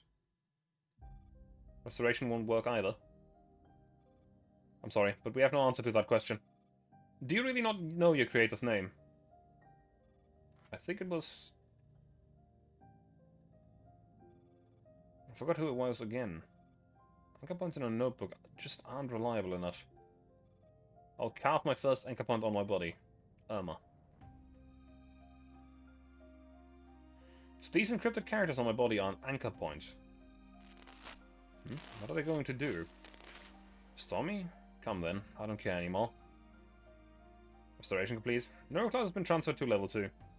Identity verification and progress. On Q1AMX, restoration complete. General use system override complete. Neurocloud data purged. Awaiting startup. There's the sound of glass breaking. By the time Emma comes to her senses, she finds that the glass panel before her has been smashed, and she's holding a remote sensor that she's pried off from someone else. What? Security! Security! That's a doll attacking humans! The humans who have been hurt by the glass splinters shatter and run, and the screams of pain fill the exhibition hall. Emma steps out of the display case, but security guards are pouring in from all sides. Call the technical. Get technical to send more people over. This Q1AMX has gone mad. I dislike the name Q1AMX. I prefer Irma. We just finished the memory data reset and tuning yesterday. These guys in the technical department are all wage thieves. Are they going to do it again? What a pain. No, I don't want to lose my memories again. Activate all the security dolls. You must subdue her. Humans in work uniforms approach Irma. She's far too distinctive as their sole target. She needs to cause more chaos in order to have a chance of blending in and escaping this place. To her right, the red-haired doll is still carrying out her programmed actions and swinging her racket, sending the ball down the fixed route. She's completely unperturbed by the chaos around her, and her face beams with a confident, sunny smile. I'll go with you, then. Emma doesn't bother explaining as such as the doll's racket away. The moment she makes contact with her, she senses something familiar. There are control wires hidden on her back. Something is controlling these wires, and thus controlling this doll's actions. Emma cuts the strings with the doll's neuroclouds, practically by reflex. The tennis ball no longer returns to her racket, and instead it rolls to a halt by their feet. What's going on? Don't be controlled anymore. Do what you want. Please cease your unsanctioned action activity. Return to the maintenance area immediately. I refuse. Emma swats away the security guard doll, reaching for her with the rackets. But even without touching her, she can sense that the security dolls are also like her. They're nothing more than puppets dancing on the strings of pre-programmed orders. She imitates a previous actions and severs the security doll strings as well. The security guard's doll suddenly collapses, shattering the glass of a nearby display case, showering Irma in fragments. System malfunction, alert. System malfunction. Security dolls have crashed. Send the humans over. All units, be advised, red alert. There's a Q1 AMX unit with anti-doll capabilities. More uniformed units. More uniformed men rush towards Irma. Irma pushes through the security guard dolls and continues looking for an exit. 16.2% of NeuroCloud space unlocked. Sync rate with remaining memories of 13.4%. The unlocking percentage went up. Seems like I once did something similar. This time I need to find myself. After all, sinking into confusion each time. It hurts. Got it? Amidst the chaotic shouts and wails, Irma senses another kind of entity. Unfeeling, as still as the Dead Sea. Now starts repeating their actions in the display cases, controlled by the strings that hang from high above their heads. Get more guys over here and take it away. Mustn't let them take me. I finally unlocked some of my memories after so long. Screw everything. All I can do is try. Banishes all unnecessary thoughts from mind, then cuts all of those stifling strings. All the display cases shatter practically all at once. Some dolls fall from the display platforms, looking around in confusion from where they were standing among a field of glass shards. Other dolls immediately start running around frantically.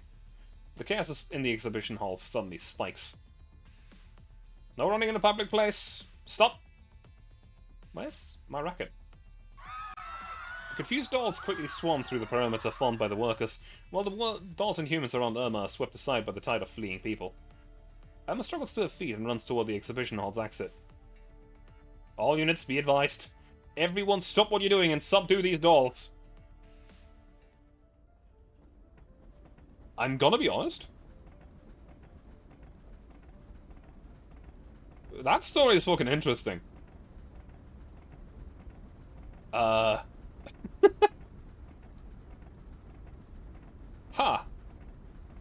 Yeah, now that I think about it, it also makes total sense. Like, if you want to make a product, you don't want something with conscience.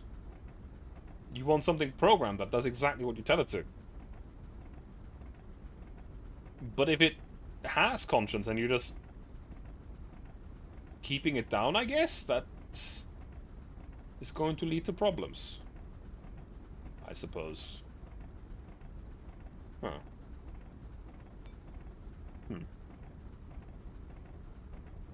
Anyway. Wait. Another two! What the fuck? Okay, sure, I'll take them.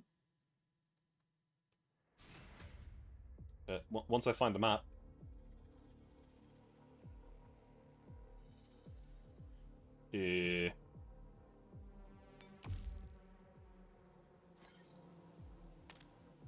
Hello?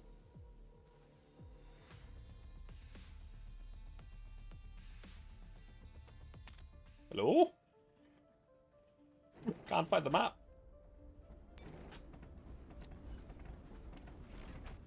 It's a bit buggy. Just a tiny bit. There we go. So, what is my mission?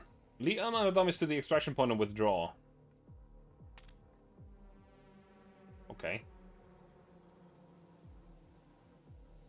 Extraction point is... I'm guessing the radar?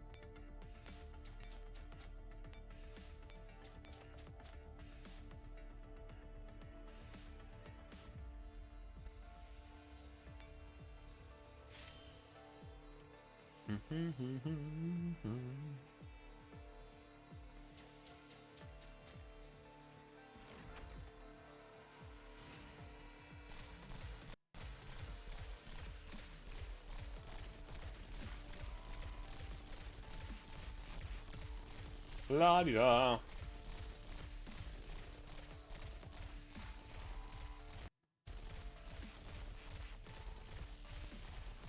This is going to take a moment.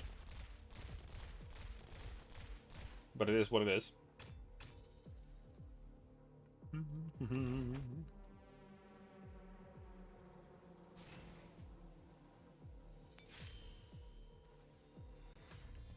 Well,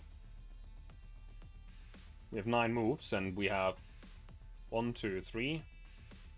It's gonna be a bit annoying here.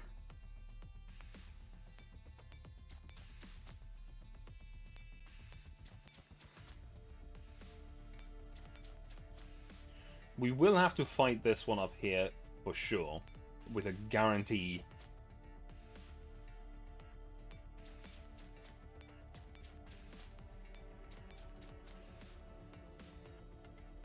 We might be able to lure this one downwards. Because we're going to lose a dummy or two here. Very good.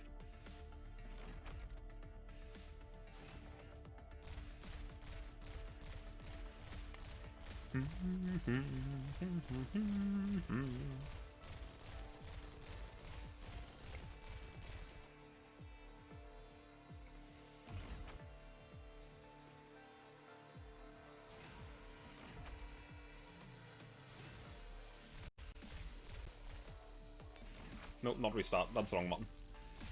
Withdraw. Battle failed, I know.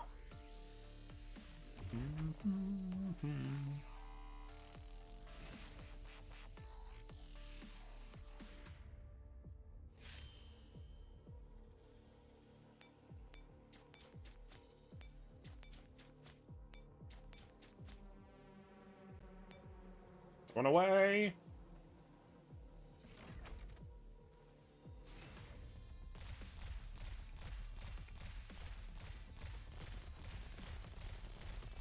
This one's the original armor, so I think this one's actually might. This might be a problem. Maybe. Maybe. Maybe it's fine though. Maybe it was all unfounded worries. It seems well okay. Hi, Classic. I mean, the doll is quite cute, yes. Withdraw.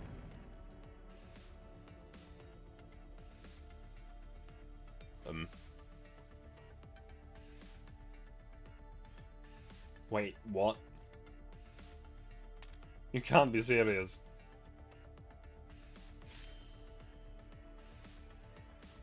I need to extract all 3 of them?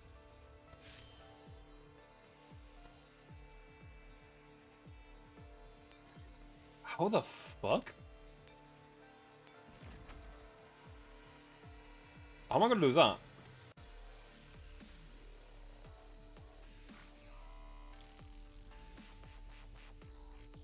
What the hell?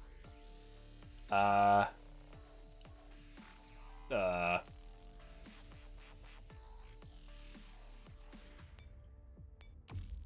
hell?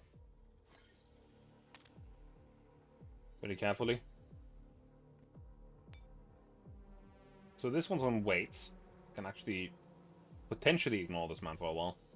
You are alerted to all of those tiles. You are alerted to all of these tiles.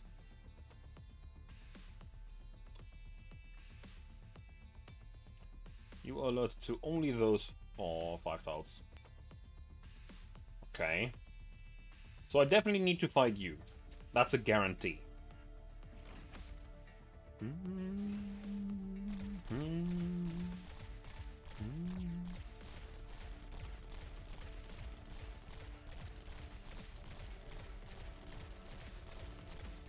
Okay then. Still not quite sure how this is supposed to work out here.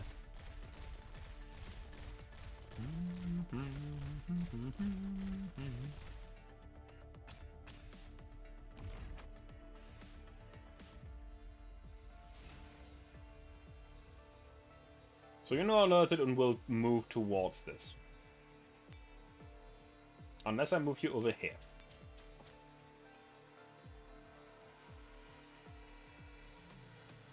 Which will instead make you start moving. So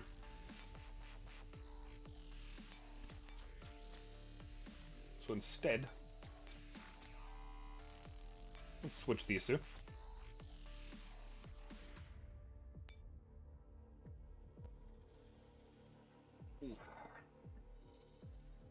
The way that we'll have to do this is that we have to lure them away. And somehow get a path through it, because we can only fight, essentially, 3 units. We've already fought 1. This one's probably going to have to be the second. So actually, let me move you 1 further north. Because you will have to die. I think I have an idea now.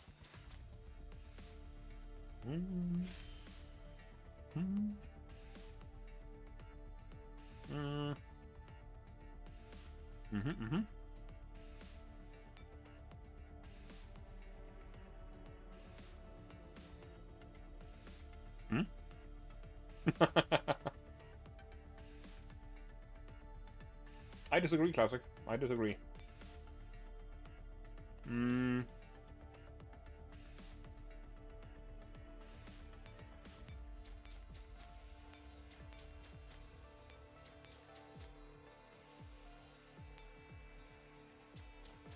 Ideas are great.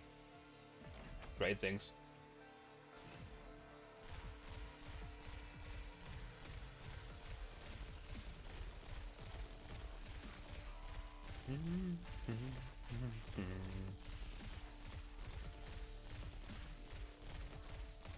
So, kill this one. Very good. Now, if I wanted to play this safe, there's 2 options here. However, I'm not going to do that. And I'm going to hope that this one will not go up, but to the left. If they go left, I can just run past them. If they go up, that's a problem. And I need to basically just waste a turn.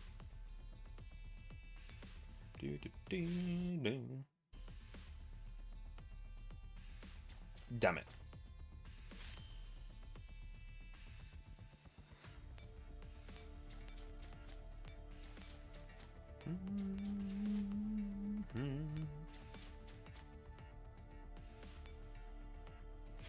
Because I need you to not be in the way.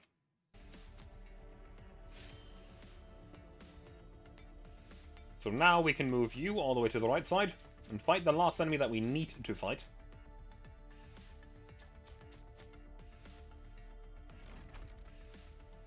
Very good.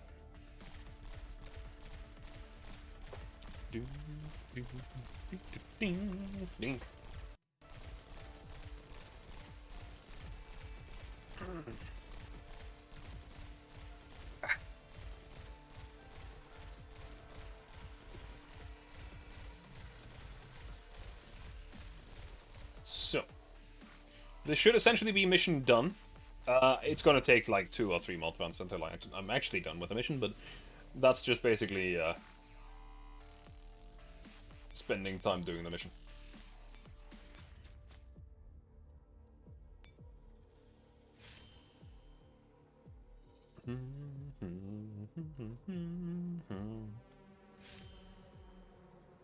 So first things first, withdraw this body. Secondly, we're gonna move you all the way across.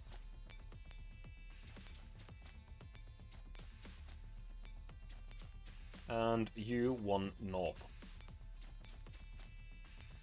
Okay.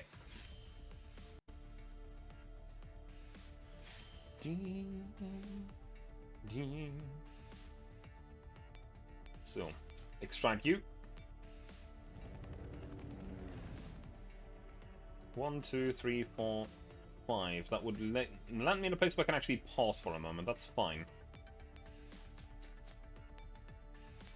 Could also pause here.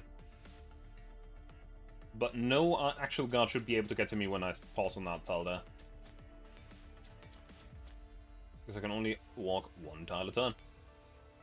There are no special units here. Ding, ding, ding, ding, ding.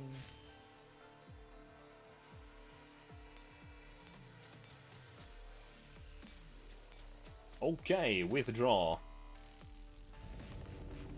That's all 3. Mission done. 3 Gamma 2.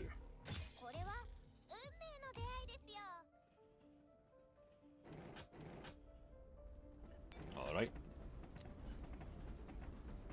3 Gamma 3s of Vladimir's Blues. The lingering image lasts only a second, but it's enough. All our fiction is rooted in reality. That room might be distorted, but I should be able to find something there. She looks at the scenery outside of the living room, at the faraway river, and at the shape of the land outside, on the other side of the river. From these, Emma can tell that the house is located opposite Yelagan Island. Factoring in the distance, the mouth of the Never, the position of the stores on the streets, the direction of the sunflowers. Soon, Emma's locked into a set of coordinates. At the Summer Garden in St. Petersburg. Ooh, Shikar races past Irma. Although everything is as she expects, actually standing in the garden that she has seen in a neurocloud excites Irma in the way that is hard to articulate. Is this the garden from her memories? She cautiously looks around, and after making sure that she isn't being watched, Irma adjusts her hood and heads for the main entrance. The cloak is a little too big for Irma, but it was lying in a box labeled Irma in the storeroom at the exhibition hall. Irma guessed that it might have belonged to someone who was very important to her. I'm here. Unlike in her memories, the sunflowers in front of the house look a little wilted. It's probably because nobody's been taking care of this place recently. And you are? A gloomy old lady pats Irma's shoulder. I'm Irma. I think I used to live here. I'm the caretaker of this place. Ah, you're the previous tenant's doll from a few years back. Where's your master? He ended up owing us several months of rent. And now the owner of this garden has retaken possession of it. He went missing. Oh dear, life as an ownerless doll is hard. Do you want to stay behind and help me out with work to make a living for yourself? I'll find a way to pay off the debt. But I need to find my master now. Please give me some time, once I get a clue. The old lady's eyes softened a little. Forget it. Not like it was that much anyway. An ownerless doll like you must be short on cash anyway. Thank you for your understanding. You mentioned a debt earlier. Do you know how my owner signed his name? From what I remember, his surname was Hume. He was very careful with his money and always paid in cash. Thank you. And finally, did my owner leave anything behind in his room? No, not at all. He left his room totally spotless. I think he had a professional cleaned. Let's see. After thanking the granny repeatedly, Irma leaves the little house. Irma returns to a neurocloud, which has grown from a simple summer garden system to a proper garden. There's a lock on the main gate. Irma Hume. The bronze lock falls off and the gate swings open. Unlike the real-life garden, the flowers in Irma's neurocloud blossom in all shapes and sizes, swaying gently in the night wind which carries the fragrance. Irma treads a grassy path to a little table laden with snacks and a cup of half-drunken coffee. I'll have to try another anchor point. Irma opens her left hand and finds a pile of keys sitting quietly in her palm. This is the form that they take in here after she enters the encrypted text on the body. Amaranda picks one up, and a room appears in the garden. There's a name on the door. Cold Express. Interesting. Very interesting. Inside a hidden room in the black market, Moscow. Catherine is sprawled on a sofa, directing Quimby to help pack her belongings and prepare to back up a neurocloud. That should be it, right? I'm so tired. You never packed so much stuff when you boarded the Cold Express before. What do you know? We've got an important mission this time. So why are you bringing the new buyer over? Think you can handle it? Hey, double is being paid for the same amount of time spent. Besides... A greedy look crosses Catherine's face. She's got a pretty good body, too. This is the pre-arranged door knock. Yep, the buyer's here. Good. Quimby, initiate plan B. Catherine walks to the wall and presses the button. The wall slowly rotates and takes her to the room on the other side. Once it's certain that Catherine has left, Quimby opens the door.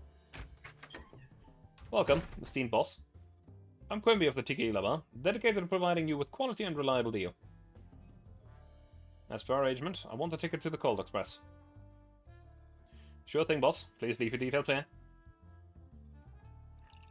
While Quimby is serving refreshments, Irma surveys the cozy room. It's roughly 20 square meters in size, with lots of random stuff hanging off the walls, making the already packed room even more cramped. Some of them are common door parts, mainly cooling mechanisms, while others are trade ledgers which have been encrypted for security. Does my market business really need so much neurocloud processing power? The cooling devices here could last me for 300 years. Hey boss, have some tea. Just sign off on these forms, and I'll take a look. This is your ticket. Give me hands a sealed envelope to Irma. You can pay your outstanding balance now. Irma opens the envelope and checks the information on the ticket. The outstanding balance. I'll only pay it after I can be sure that I can board the Cold Express with this ticket. That won't do, dear customer. Irma puts the ticket back in the envelope and lays it on the table. If it won't do, I'll go look for other places. After all, you're not the only ticket sellers. Hearing Catherine's signal, Quimby smiles. Dear customer, our assistant manager will explain the situation to you. Quimby presses the switch on the wall, and a clean, shiny stretch of wall rotates 180 degrees, presenting Irma with a new character. What? The name's Catherine. The cool-faced woman stands up from a chair and sizes Irma up. Hi. First, let me make this clear. Only one place sells tickets to the Cold Express, and this is it. Second, Cold Express tickets are standalone and do not include any tickets for the future that you might have bought. But since you want to set tickets, you'll see from the official website just how hard it is to get tickets for the future. That is, if you have any common sense. Finally, we don't extend credit. After that serious explanations, Catherine returns to her comfy sofa. I have a few questions. Shoot. Why do I need 2 tickets to board the Cold Express? What an elementary question. Quimby? Here's the thing, dear customer. The Cold Express doesn't refer to the name of a train, but a black market that is only open to dolls. However, it's only accessible for the from the Intercontinental Railway train Future. Therefore, you must board the Future to board the Cold Express. Let's see. I have another question. Irma taps the envelope. This isn't a ticket. It's a jammer. What exactly are you trying to sell by disguising a jammer as a train ticket? Catherine narrows her eyes. I hate smart customers. But I hate customers who think they're smart even more. Looks like you don't intend to answer my question. Catherine jumps in from the sofa and picks up the envelope on the table. You can take your outstanding balance on the train, but there are conditions. I'll be charging 1.5 times the usual amount, and I will take you aboard myself. Deal. Catherine hands Irma the envelope and Irma leaves immediately. Once again, only Quimby and Catherine left in the room. Assistant Boss Catherine, are you going down the path of becoming a heartless merchant now? You have to handle different customers in different ways. She came off as a brusque individual, so I had to threaten her from a position of authority.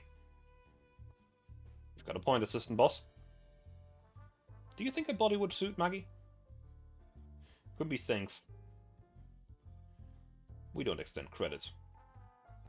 I have to say, the contrast would be quite interesting. Maggie's body is at its limit. I'm worried she might not take it past this run. Having to constantly look up at her is also a lot of strain on my neck joints. Plus, a smaller body is easier to carry if she crashes.